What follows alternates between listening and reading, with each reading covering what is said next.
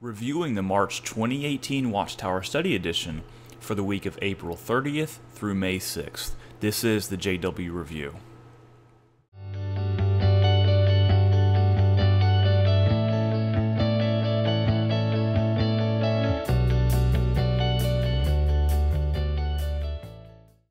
Today we're looking at a new Watchtower, March 2018, the Study Edition.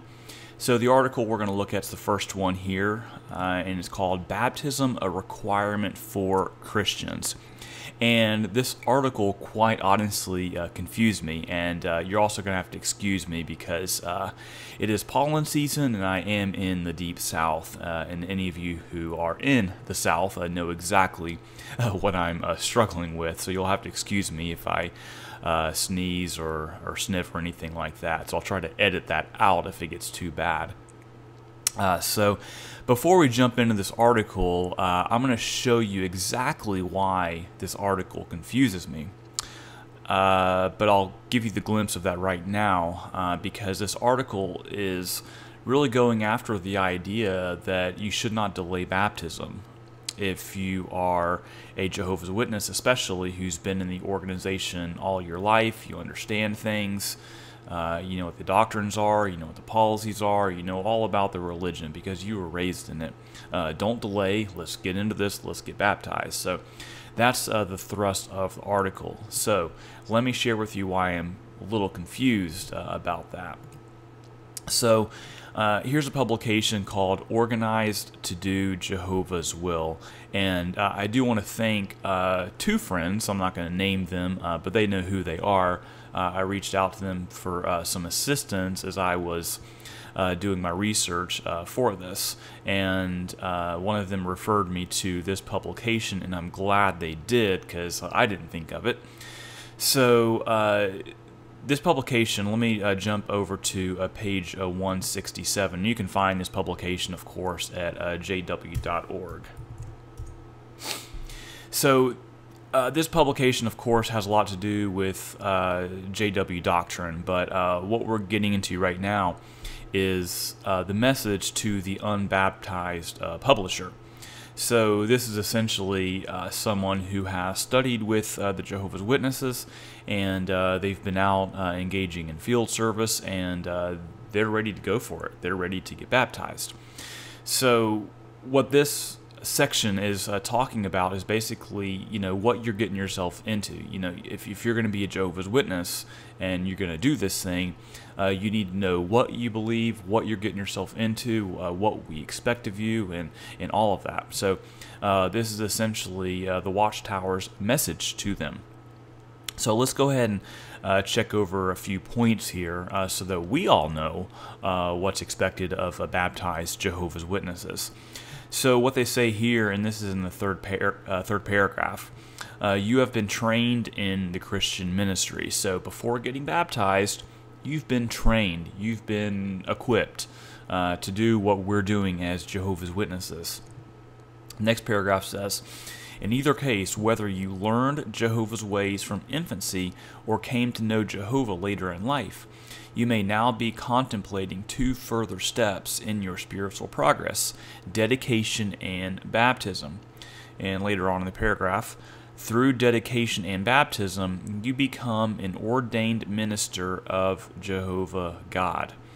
So notice the contrast here between, especially if you've been in an evangelical church or something like that, it would be extremely odd to look at someone who is baptized and say that they're an ordained minister. That would be pretty unheard of in evangelical circles. So what Jehovah's Witnesses are expecting here is kind of taking it way, way, way to the next level in terms of what they're requiring for a baptism candidate. So when you're baptized, you are an ordained minister. Right? You're not an elder, you're an ordained minister. So the next paragraph, it says, you may encounter various challenges, and to highlight some of those, You may face opposition from family, and you may be ridiculed by schoolmates, workmates, and former associates.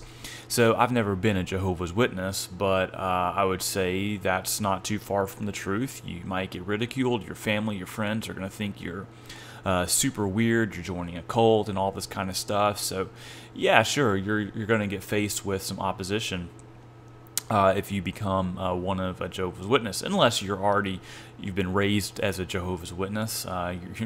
You're going to experience nothing but love and support, right? And if in your workplace, for instance, if you've been raised as a Jehovah's Witness, I don't think you're going to experience any additional ridicule because you've already been going to meetings and things like that. So telling your coworkers who already know probably that you're a Jehovah's Witness, telling them that you're getting baptized, they're just going to be like, okay, whatever, I don't care, right? That's going to be most likely their response. I don't think you're going to get additional ridicule. But now if you've been living like the world or something like that, and then you totally change your life around and become a Jehovah's Witness, sure, your coworkers are going to think you're weird and strange and all of that. But let's turn the tables a little bit when it comes to this idea of facing opposition from family. And, the Watchtower likes to highlight these kinds of things in their publication, that yes, when you become a Jehovah's Witness, you're going to get ridiculed and face all this kind of stuff, but stay strong, stay strong. You're in the truth, and everything's gonna come out okay on the other side. But when you turn the tables and look at the idea of leaving the organization after you've been baptized, these things are going to happen from you. The opposition from family, possibly ridicule and things like that, but you're not getting that from the world. You're getting that from Jehovah's Witness at this point, because when you leave the organization, you are going to get this opposition from family, and you're going to get possibly ridicule from Jehovah's Witness. And I'm not saying that the Watchtower is endorsing ridicule directly, but here's what they are doing. Basically, when you get disfellowshipped or you disassociate yourself, it is told to the congregation, and the congregation is basically to comply with that. So essentially, they don't know all of the reasons why maybe you were disfellowshipped or you disassociated yourselves. They're just going to have to take the elder's word for it. They're not really allowed to investigate that or come to you and ask you these questions. They are to shun you and not speak with you or communicate with you. And if you were maybe involved in a business with Jehovah's Witnesses, you can kiss that goodbye. You're going to have to probably find yourself a new job because they don't want to associate with you anymore. So you need to really count those costs. So if you're thinking about becoming a Jehovah's Witness and getting baptized, you need to think about the costs of leaving the Jehovah's Witnesses, if that actually happens. And of course, you're not thinking about that.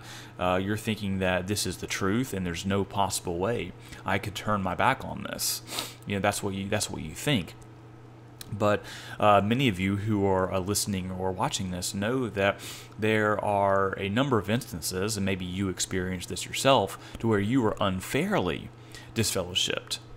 And when you were unfairly disfellowshipped, the elders didn't tell the congregation the situation, and the congregation couldn't come to you and find these things out. And maybe you tried to go to people and explain to them how you were unfairly disfellowship, but of course they're not going to hear you out. They're going to shun you, right? So they're not going to be able to hear your case. So while you may think that you would never leave this organization, you could end up getting disfellowshipped unfairly. That could very well happen.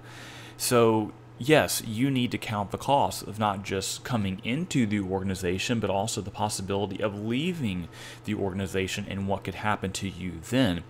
And nowhere, as far as I know in this whole publication, do they talk about that, the cost of leaving the organization. So let's go on to this next paragraph on page 168. When you desire to get baptized, make this known to the congregation elders. The questions that follow this message provide the basis for discussions that the elders will have with you in order to determine whether you qualify for baptism. So the questions that they're talking about are, I think, almost 100 questions or more. It is a lot of questions. And these aren't just very simple, cut and dry, basic doctrinal questions. These actually are questions that get into a lot of depth. I mean, everything from divorce to how you view government, how you are to view the governing body and their role in the organization. So you've got a lot of questions. This is not just a question about what is God's name, or who is Jesus Christ, or what must I do to be saved. It's that, but it's also a lot, and I'll just go over a couple of those here in a minute. But second to last paragraph here on page 169. If you have not yet gained sufficient knowledge of basic Bible teachings, the elders will arrange for you to receive assistance so that you will be able to express in your own words a proper understanding of the Scriptures and qualify for baptism at a later time. So what this is all saying here is that you do need to have a thorough understanding of Jehovah's Witness doctrine, policy, and teaching before getting baptized. And that's pretty unquestionable when you read all of this. Nowhere in this whole section here do you see any hint of hastiness or not delaying, getting this over with, pushing through, taking care of this. You don't see any of that. You see a whole situation of take your time with this.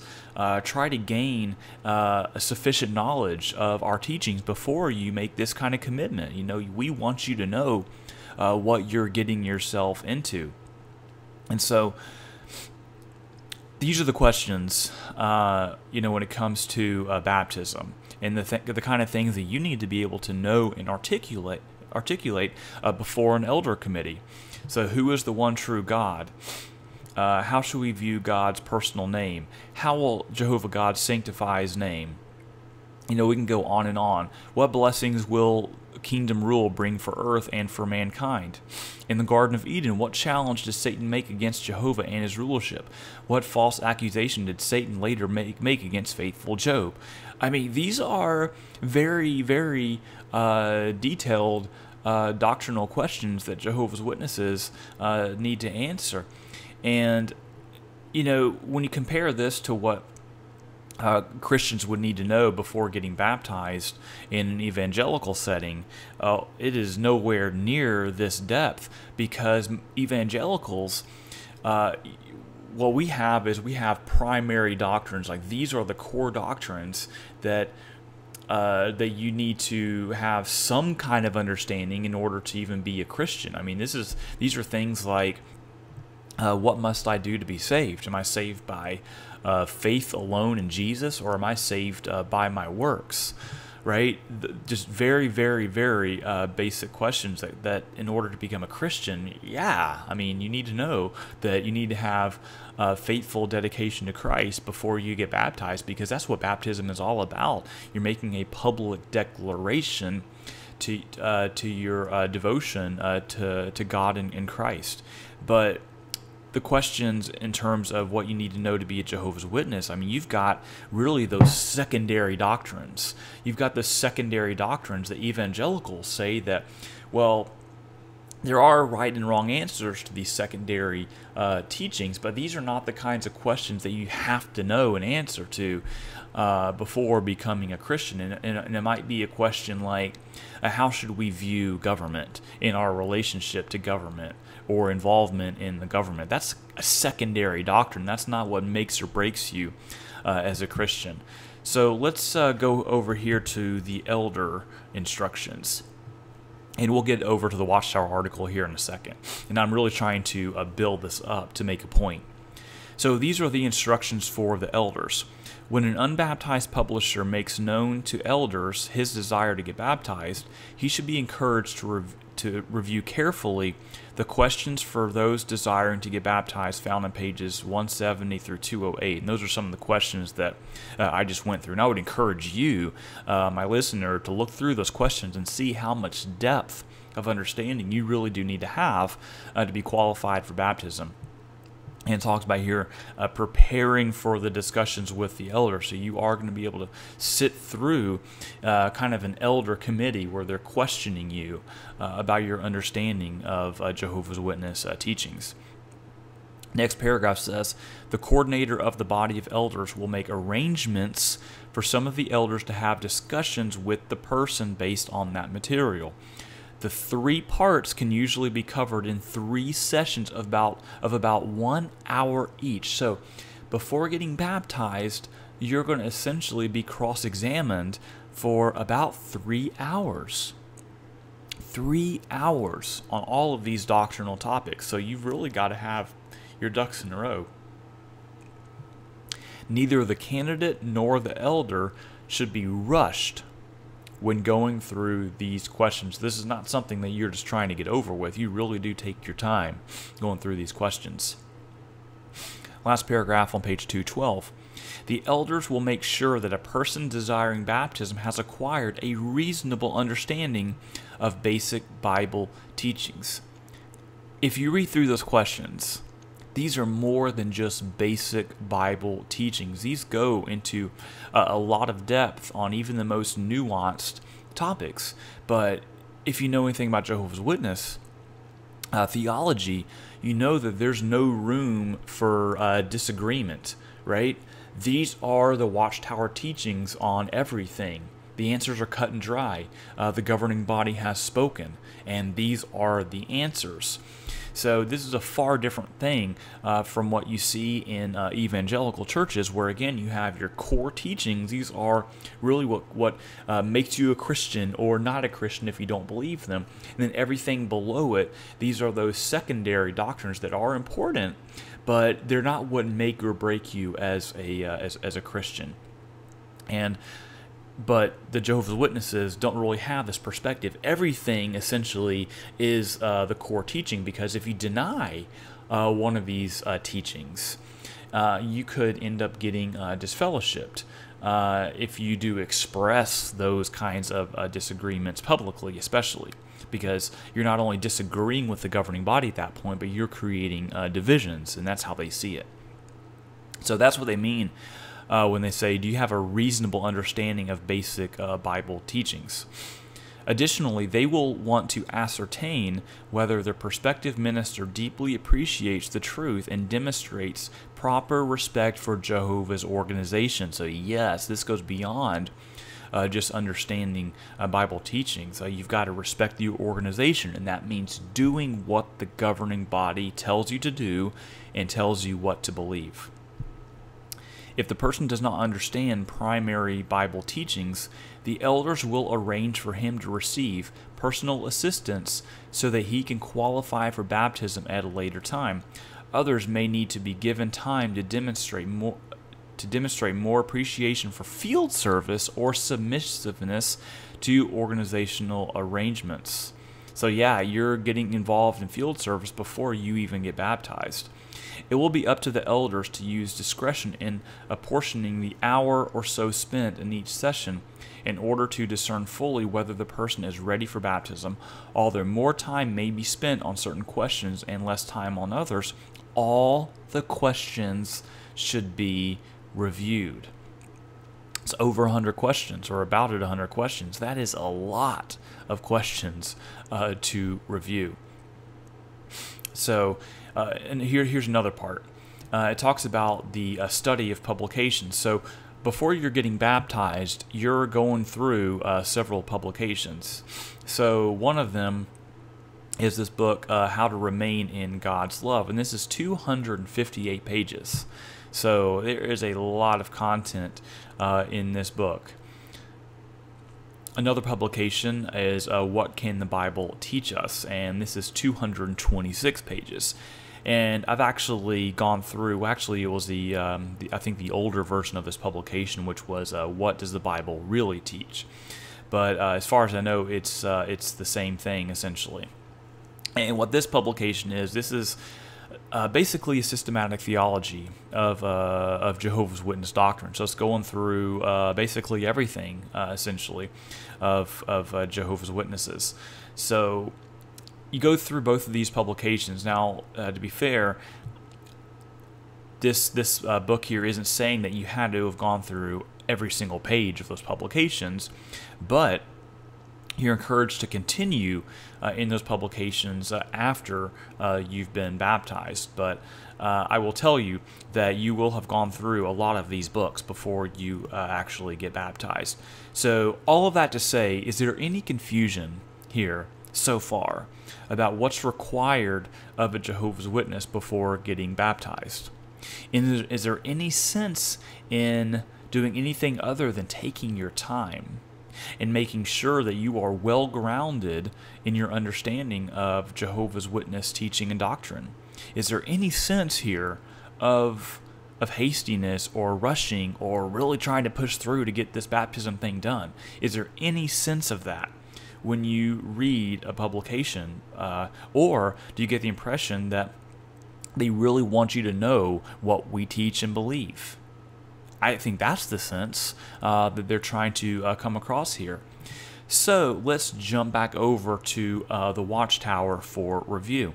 So the title of the article is Baptism, a Requirement for Christians. So let's go over here to paragraph 4.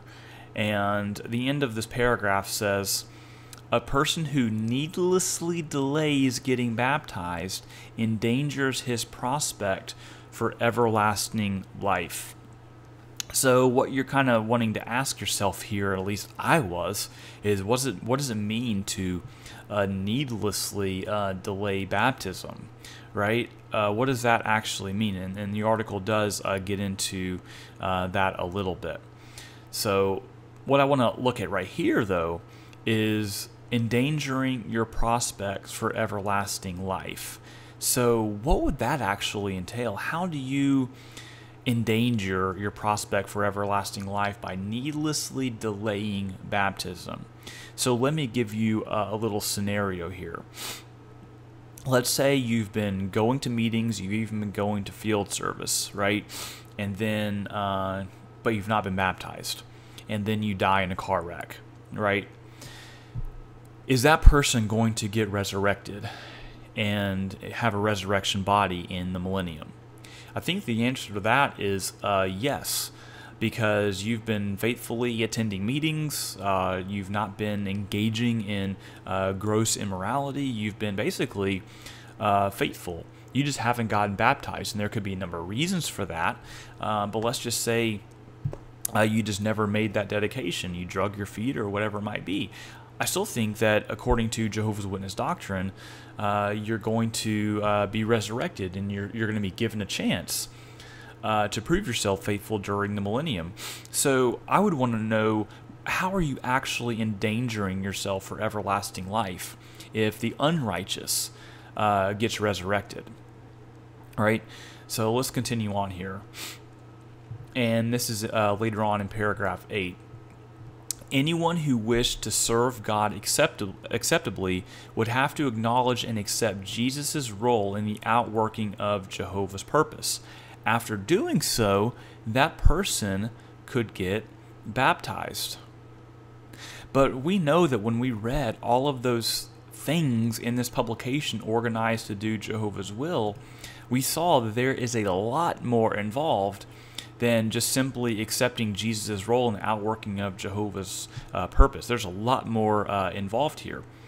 Continuing on in the paragraph, this would be the only water baptism having God's approval. The Bible record provides abundant evidence that in the first century, new disciples of Christ understood the significance of baptism, and they did not unnecessarily delay getting baptized. Now, I did a review of a lot of these scriptures in the book of Acts, and contrasting this to the Watchtower that seemed to indicate having a very thorough understanding of Jehovah's Witness doctrine and going through these months of studying publications and all of that, everything that I just discussed here. And I was actually using these examples in the book of Acts to where ones who got baptized didn't delay. They basically immediately got baptized. It even seemingly indicated that on the same day, ones got baptized, like the Ethiopian eunuch, who didn't understand what they were reading in Isaiah, and that was explained to him, and then he basically said, "Where's some water?" Or "There's some water. Let's go get baptized right now," and he did it. So read through these examples in the book of Acts, and the Watchtower is right. They didn't unnecessarily delay getting baptized. And they say here, read Acts 8:35 and 36. So let's go ahead and do that. It says, "Then Philip opened his mouth, and beginning from this scripture, he preached Jesus to him." And that's what I just mentioned about the Ethiopian eunuch. As they went along the road, they came to some water, and the eunuch said, "Look, water. What prevents me from getting baptized?" And skip over to verse 38. "And he ordered the chariot to stop, and they both went down into the water, Philip as well as the eunuch, and he baptized him. When he came up out of the water, the Spirit of the Lord snatched Philip away, and the eunuch no longer saw him, but went on his way rejoicing." So we see there immediate baptism. Don't delay in this. So essentially, Philip explained the gospel to him. He explained who Jesus was. And, this could have been a process that took all day. I'm willing to grant that. This could have taken all day. But the eunuch had enough of an understanding and devotion to Jesus that Philip said, "Yeah, I think you know what you're getting yourself into. You've counted the costs. So let's get baptized right now." That is totally fine. So we're in agreement right here with the Watchtower. But what we're seeing here is a contrast with what we read here in this publication of Organized to Do Jehovah's Will. So basically, the Watchtower is using the arguments that I used against the Watchtower. So they're turning the tables here. But I really want to be fair, because it seems like what the Watchtower is essentially referring to is the baptism of those who were raised as Jehovah's Witnesses, those who have been in the congregation their whole life, and they've just been, I guess, dragging their feet. They understand all this stuff. They've studied, they've been to meetings their whole life, they've been out in field service. So, if you're in that situation, don't delay. But what the Watchtower's failing to do here is to really qualify this. Because as an outsider, I'm looking at this and saying, we have a principle here.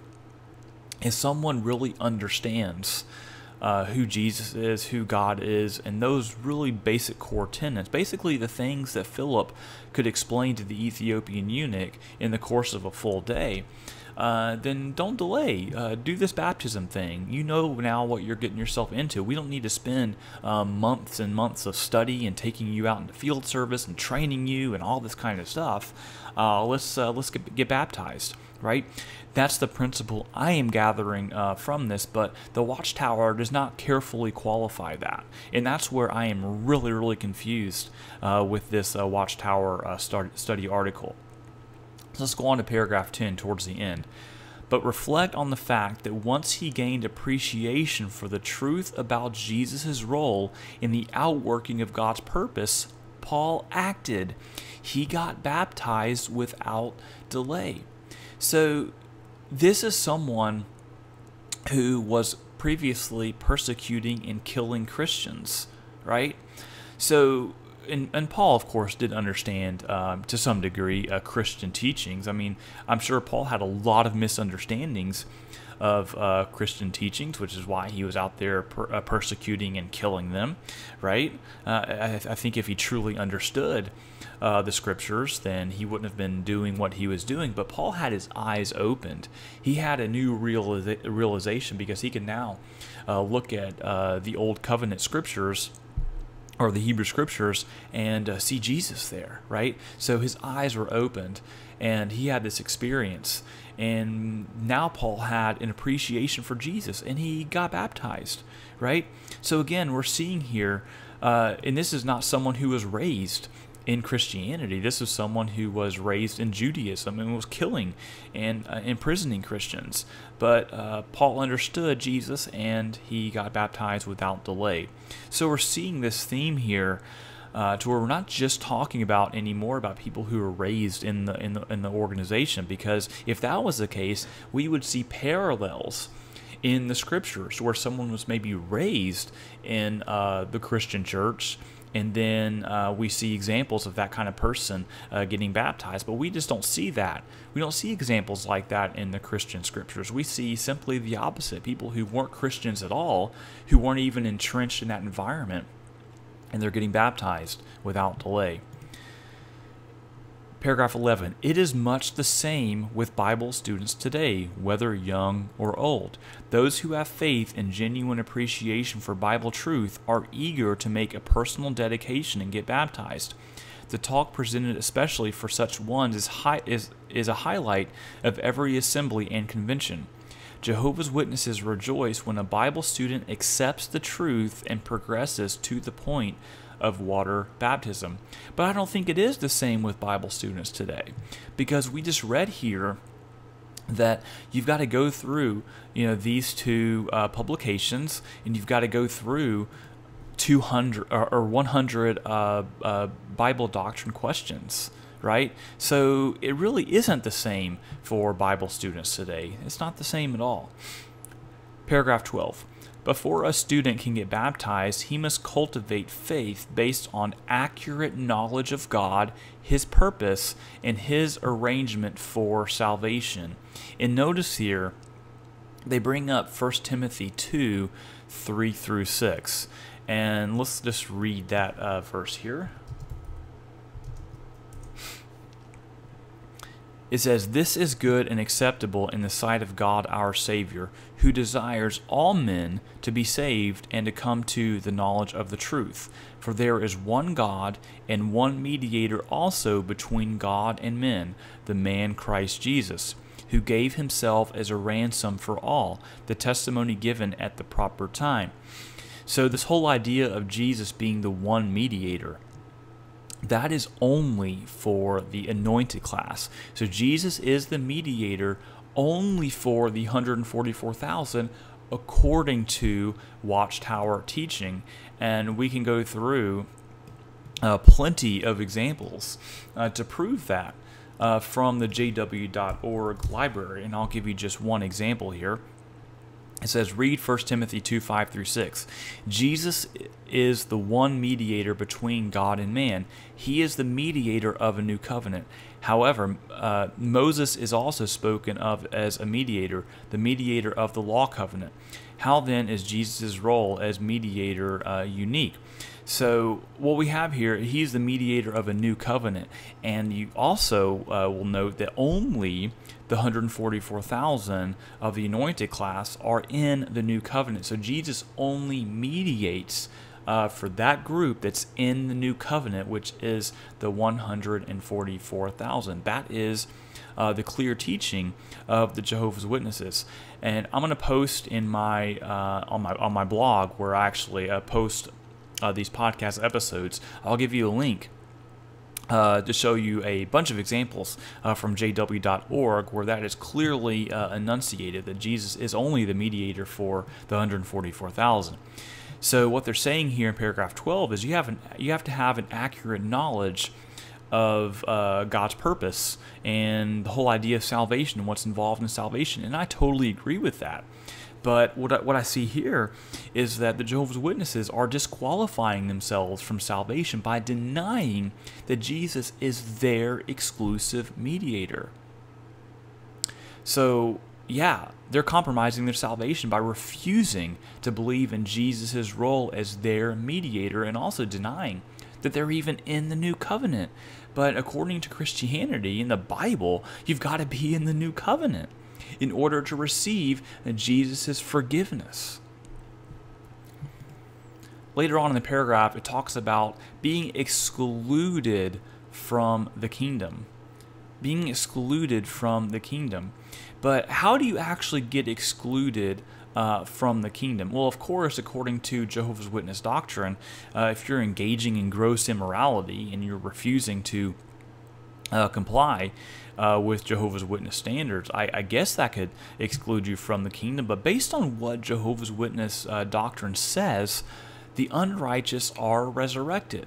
Now, the Watchtower has also clearly said that if you die during Armageddon or the Great Tribulation, then yes, you are forfeiting any other chance of eternal life, because you're not going to get resurrected if you die, because you're essentially being judged at Armageddon.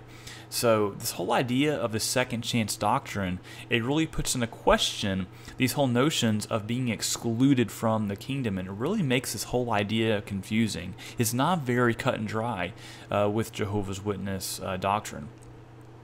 But more is needed than adhering to Jehovah's elevated moral standards. One who is pursuing righteousness would also be present at congregation meetings and have a meaningful share in the life-saving preaching and disciple-making work. So, if you're doing those things, then you'll have a share in the life-saving disciple-making work. But what if you don't actually get baptized? What if you're doing all of these things, but you don't actually get baptized, right?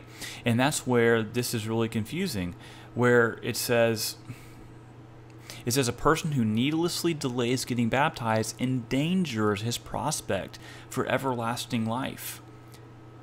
But with the Watchtower second chance doctrine, there is going to be a whole host of people who are unrighteous, and they've of course never been baptized, but they get resurrected, and they are given a chance to prove themselves during the millennium. So this whole idea of the second chance doctrine, can you see how confusing it actually is? But it's not confusing because there's any biblical support for it. It's confusing because Watchtower doctrine is internally contradictory. It doesn't actually make any sense. So that's all we have for the study article. So we've talked a lot about baptism and the requirements for that, and we've also got into a little bit about Jesus' role as the mediator and also the new covenant. So if you have any thoughts on this, please feel free to leave them. So thank you so much for watching, and thank you for listening.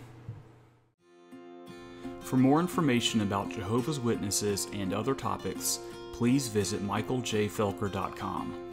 There you can also reach me directly to submit questions or comments to be covered on the JW Review.